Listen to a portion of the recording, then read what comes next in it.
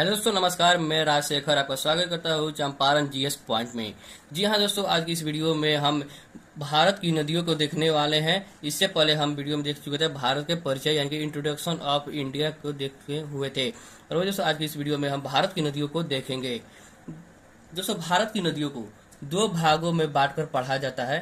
एक हिमालय की नदियाँ और दूसरा प्रायद्वीपीय भारत की नदियाँ। हिमालय की नदियाँ वो हो गया जो उत्तर भारत में स्थित नदियों को हिमालय की नदियाँ कहा गया है, और प्रायद्वीपीय भारत की नदियाँ दक्षिण भारत में बहने वाली नदियों को ही प्रायद्वीपीय भारत की नदियाँ कहा जाता है। हिमालय की नदियों के सबसे पहले आगे गंगा हो गया, सिंधु हो गया, सतलज हो गया, ब्रह्मपुत्र नदी हो गया। ये सभी गंगा के या हिमालय के अंतर्गत ही आते हैं। गंगा नदी की लंबाई कुल आपकी 2525 किलोमीटर है। और गंगा नदी के दोस्तों बता दिया उद्गम स्थल यह संतोपथ हिमानी। गंगा नदी के निर्माण होता है कि ना कि गंगा नदी निकलती है। उत्तराखंड के आपको दो नदियां हैं। समतोपथ हिमानी से अलकनंदा नदी निकलती है, और उत्तराखंड के ही गोमुख हिमानी से भागीरथी नदी निकलती है। ये दोनों नदियां आपस में आकर के उत्तर प्रदेश के देवप्रयाग के समीप में आपस में मिल जाती है, और गंगा का इस तरह से निर्माण हो जाता है। और ये सब गंगा नदी की बात करें किन राज्यों से बहती है, तो गंगा नदी उत्तराखंड, उत्तर प्रदेश, बिहार, पश्चिम बंगाल और बांग्लादेश में प्रवेश कर जाती है, और बांग्लादेश के तट पर ही अपना जल बंगाल की खाड़ी में गिराती है। दोस्तों, गंगा नदी जब पश्चिम बंगाल में प्रवेश करती है तो पश्चिम बंगाल में इसकी दो भागों में बढ़ जाती है। इसकी एक धारा दक्षिण की ओर और एक धारा पूर्व की ओर बहती है। इसी दक्षिण की धारा को हुगली के नाम से जाना जाता है, और पूर्वी धारा को भागीरथी के नाम से जाना जाता है।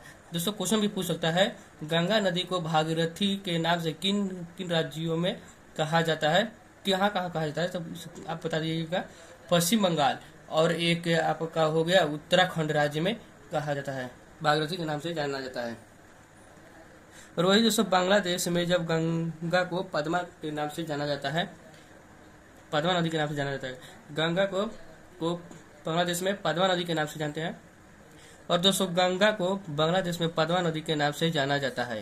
दोस्तों, बात करें गंगा नदी तो बिहार के 12 जिला से होकर बहती है, और उत्तर प्रदेश के 28 जिला से होकर बहती है। दोस्तों, झारखंड के साथ गंगा नदी सीमा बनाते हुए बहती है। झारखंड के साथ दोस्तों तो सीमा बनाती हुई निकल जाती है। और गंगा नदी के तट पर बसा हुआ शहर हो गया कानपुर। उत्तर प्रदेश का सबसे बड़ा शहर है कानपुर, यह गंगा नदी तट पर बसा है। और बिहार की राजधानी पटना भी गंगा नदी के तट पर ही बसा है। और दोस्तों, वही गंगा की सहायक नदी की बात किया जाए, गंगा की कौन कौन सहायक नदी है, इसमें यमुना और सोन नदी, यह गंगा के दाई तट पर प्रवेश करती है। ये दोस्तों आपको याद रखना है, क्योंकि गंगा के किस तट पर कौन नदियां आकर मिलती है, खासकर यही आपके क्वेश्चन में परीक्षा में देखने को मिलेगा। और वही रामगंगा, गोमती, घाघरा, गंडक, कोसी, महानंदा नदी गंगा के बाई तट पर आकर मिलती है। तो दोस्तों, ये रहा आपका गंगा। अब ये खत्म हो गया गंगा नदी। अब गंगा की सहायक नदियों को एक एक कर पढ़ेंगे। यमुना नदी की कुल लंबाई 1326 किलोमीटर है। यमुना नदी को उत्तराखंड के यमुनोत्री हिमानी से निकलती है। कहाँ से निकलती है? यमुनोत्री हिमानी से निकलती है। उत्तराखंड के यमुनोत्री हिमानी से यमुना नदी निकलती है। उत्तर प्रदेश के प्रयागराज के समीप आकर गंगा से यमुना नदी मिल जाती है। और गंगा की वही सहायक नदी की बात करें, चंबल हो गया, केन हो गया, बेतवा, ये सब यमुना की सहायक नदी है। जिसमें यमुना की सबसे बड़ी सहायक नदी चंबल नदी है। कौन सी? चंबल नदी है। और वो यमुना नदी के किनारे बसा शहर हो गया आपका दिल्ली, आगरा, औरैया, इटावा जैसे शहर यमुना नदी के तट पर बसे हुए हैं। खासकर के तौर पर दोस्तों आप याद रखिएगा, यह नदी निकलती कहाँ से और कहाँ पर आकर मिलती है, और इसकी लंबाई और किस शहर के तट पर कौन सी नदी, दोस्तों किस नदियों के तट पर कौन सा शहर बसा है, यह खास तौर पर याद रखिएगा। सोन नदी की लंबाई आपको 730 किलोमीटर है। और सोन नदी मध्य प्रदेश के अमरकंटक की पहाड़ी से निकलती है, जो अमरकंटक की पहाड़ी से निकलती है और उत्तर पश्चिम की ओर बहती हुई आकर के यह पटना में दानापुर के समीप गंगा से मिल जाती है। दोस्तों, और वही सोन नदी की बात की जाए, सोन नदी और नर्मदा नदी दो ऐसी नदियां हैं जो अमरकंटक की पहाड़ी से निकलती है, लेकिन ये दोनों नदियां अपने उद्गम स्थल से एक दूसरे के विपरीत दिशा में बहती है। जैसे कि सोन नदी उत्तर पूर्व की दिशा में बहती है, और नर्मदा नदी पश्चिम की बहती हुई अरब सागर में अपना जल गिराती है। महानंदा नदी दोस्तों पश्चिम बंगाल के दार्जिलिंग पहाड़ी से निकलती है। कोसी नदी की लंबाई कुल 784 किलोमीटर है और इसे बिहार का शोक नदी भी कहा जाता है। और कोसी नदी दोस्तों नेपाल के गोसाई थान चोटी से निकलती है। आप ये याद रखिएगा, गोसाई थान चोटी से कोसी नदी निकलती है। गंगा में कटिहार जिला के समीप आकर के यह कोसी नदी मिल जाती है। कटिहार जिला के समीप आकर निकलती है। अब कोसी गंगा नदी दोस्तों बिहार के कटिहार जिला से ही निकलकर पश्चिम बंगाल में जाकर के प्रवेश कर जाती है। रामगंगा नदी यह गढ़वाल पहाड़ी से निकलती है, जो उत्तराखंड में स्थित गढ़वाल पहाड़ी है, वहीं से रामगंगा नदी निकलती है। और भारत का पहला national park Jim Corbett national park भी रामगंगा नदी के तट पर ही बसा है। गोमती नदी यह उत्तर प्रदेश के फुलहर झील से निकलती है। घाघरा नदी दोस्तों और गोमती नदी के तट पर उत्तर प्रदेश का सबसे उत्तर प्रदेश की राजधानी दोस्तों लखनऊ गोमती नदी के तट पर ही बसा है। घाघरा नदी ये मापचाचुंग हिमनद से निकलती है तिब्बत के और छापरा में समीप आकर गंगा से मिल जाती है। गंडक नदी नेपाल हिमालय से निकलती है और सोनपुर के समीप बिहार में आकर के मिल जाती है। गंडक नदी से ही त्रिवेणी नहर निकलती है। पूछेगा दोस्तों त्रिवेणी नहर को जल की प्राप्ति किस नदी से होती है, तो आप गंडक नदी मार करके आइएगा। और दोस्तों ब्रह्मपुत्र नदी की बात करें, ये ब्रह्मपुत्र नदी की कुल लंबाई आपको 1900 किलोमीटर है। और वही भारत में पूछ देगा, भारत में ब्रह्मपुत्र नदी की लंबाई कितनी है, 916 किलोमीटर है।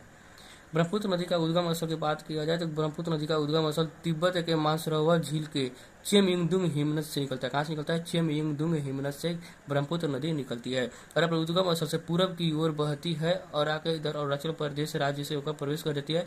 असम में बहती है। अब असम में बहने के बाद बांग्लादेश में प्रवेश कर जाती है। बांग्लादेश में ही आकर यह पद्मा नदी से जाकर के मिल जाती है। और पद्मा नदी के मेघना से जाकर मिल जाती है। मेघना से जब ब्रह्मपुत्र नदी मेघना से मिलती है, मेघना के नाम से ही अपना जल बंगाल की खाड़ी में गिराती है।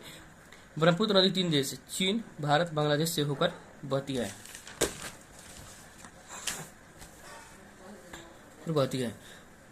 जैसे ब्रह्मपुत्र नदी तिब्बत के में सांगपो के नाम से जाना जाता है और आंध्र प्रदेश में सिद्धिहांग के नाम से जाना जाता है। ब्रह्मपुत्र नदी को असम में ही सिर्फ ब्रह्मपुत्र के नाम से जाना जाता है। और बांग्लादेश में दोस्तों ब्रह्मपुत्र नदी को जमुना के नाम से जानते हैं। ये आपको याद रखना है, ये मेन VVI है, मेन VVI इसको रखिएगा अपने लिस्ट में। अब ब्रह्मपुत्र नदी पर ही राष्ट्रीय जलमार्ग संख्या 2 का निर्माण किया गया। राष्ट्रीय जलमार्ग संख्या 1 का दोस्तों राष्ट्रीय जलमार्ग संख्या 1 का निर्माण आपका किया गया है। राष्ट्रीय जलमार्ग संख्या 1 का निर्माण गंगा नदी पर किया गया। कहाँ पर किया गया, गंगा नदी पर किया गया है। और माजुली द्वीप जो ब्रह्मपुत्र नदी के द्वारा असम राज्य में माजुली द्वीप का निर्माण होता है, जिसे असम सरकार ने इसे जिला की संज्ञा दिया, यानी जिला की दर्जा दिया है। ब्रह्मपुत्र नदी मेघना से जाकर के आपको मैं बताया था, मेघना से जाकर के बांग्लादेश में मिल जाती है और बांग्लादेश में ही अपना जल बंगाल की खाड़ी में गिराती है। और ये सब इसकी सहायक नदी की बात करें तो सहायक नदी में मानस, कामेंग, लोहित, धनसिरी, सुबनसिरी, दिहांग, दिबांग, तीस्ता, पगलादिया जैसे नदियाँ गंगा की ब्रह्मपुत्र की सहायक नदियाँ है। सिंधु नदी की बात करें तो सिंधु नदी की कुल लंबाई 2880 किलोमीटर है और भारत में इसकी लंबाई 1114 किलोमीटर कितना है, 1114 किलोमीटर है। और इस सिंधु नदी की बात करें उद्गम स्थल ये तिब्बत के सिंगी खम्मान हिमनद से निकलती है। और इसे चीन, भारत, पाकिस्तान से में प्रवेश यह बहती है और यह पाकिस्तान में ही अपना जल अरब सागर में गिरा देती है। सिंधु नदी के दोस्तों सिंधु नदी की सहायक नदी की बात करें तो झेलम, चेनाब, रावी, ब्यास, सतलज इसकी सहायक नदियाँ है। और दोस्तों यह उत्तर से दक्षिण में आपका क्रम है, आपको याद भी रखिएगा, उत्तर से दक्षिण में इसका क्रम भी याद रखिएगा। झेलम, चेनाब, रावी, ब्यास, सतलज ये आपको नेसेसरी याद रखना है। और दोस्तों झेलम नदी कहाँ से निकलती है, झेलम नदी जम्मू कश्मीर के शेषनाग झील से निकलती है और चेनाब की सहायक नदी है और जब चेनाब में जाकर के मिल जाती है। चेनाब नदी दोस्तों चेनाब की उद्गम स्थल की बात करें तो चेनाब नदी यह सिंधु की सबसे बड़ी सहायक नदी है। और हिमाचल प्रदेश के 2 नदियाँ चंद्रा और भागा नदी आपस में आकर केलांग के उत्तर हिमाचल प्रदेश के समीप ही केलांग में आकर के आपस में मिल जाती है और चेनाब नदी का निर्माण करती है। चेनाब दोस्तों सतलज की सहायक नदी है। चेनाब का प्राचीन नाम अस्किनी है। दोस्तों रावी नदी का उद्गम आपको बता दिया, हिमाचल प्रदेश के रोहतांग दर्रा से ये रावी नदी निकलती है और चेनाब की यह रावी नदी सहायक है। यह लाहौर शहर जो पाकिस्तान का सबसे मशहूर शहर है लाहौर, यह रावी नदी के तट पर ही बसा है। रावी दोस्तों प्राचीन नाम परुष्णी है। ब्यास नदी यह हिमाचल प्रदेश के ब्यास कुंड से निकलती है। और दोस्तों आपको ट्रिक भी याद रखना है, कहाँ से कहाँ, देखिए जैसे ब्याह है, इसमें भी ब्याह है, तो दोनों को आप इसे कंबाइन कर याद रखिएगा। दोस्तों ब्यास नदी और सतलज की सहायक नदी है। ब्यास नदी और दोस्तों सतलज नदी ये पंजाब में हरी के बैराज के समीप आकर के आपस में मिल जाती है, और हरी के बैराज से ही इंदिरा गांधी नहर निकलती है, जो राजस्थान की सबसे बड़ी नहर माना जाता है। और राजस्थान का जीवन रेखा भी इंदिरा गांधी नहर को ही कहा जाता है। जब इस नहर का निर्माण हुआ तभी ही राजस्थान में उत्पादन की वृद्धि भी देखने को मिली है। सतलज नदी दोस्तों तिब्बत के मानसरोवर झील से निकलती है, और इसकी सतलज की बात करें तो सतलज की कुल लंबाई 1450 किलोमीटर है, और भारत में इसकी लंबाई 1050 किलोमीटर है। दोस्तों सतलज नदी हिमाचल प्रदेश और पंजाब से होकर बहती है, और पाकिस्तान में जाकर के प्रवेश कर जाती है, और पाकिस्तान में चेनाब से मिल जाती है, और चेनाब से मिलने के बाद यह सिंधु में जाकर मिल जाती है। और यह दोस्तों पंचनद के अंतर्गत ये सभी नदियाँ आती है, झेलम, चेनाब, रावी, ब्यास, ये सभी दोस्तों पंचनद के अंतर्गत आता है, पंचनद नद के अंतर्गत आता है। तो दोस्तों ये थी हमारी उत्तर भारत की नदियों को, यानी कि दोस्तों हिमालय से निकलने वाली नदियाँ। तो दोस्तों ये थी, हम इस क्लास में सिर्फ हम हिमालय की नदियों से निकलने वाली नदियों को देखे हैं। आगे के वीडियो में हम प्रायद्वीपीय भारत से निकलने वाली नदियों को देखेंगे।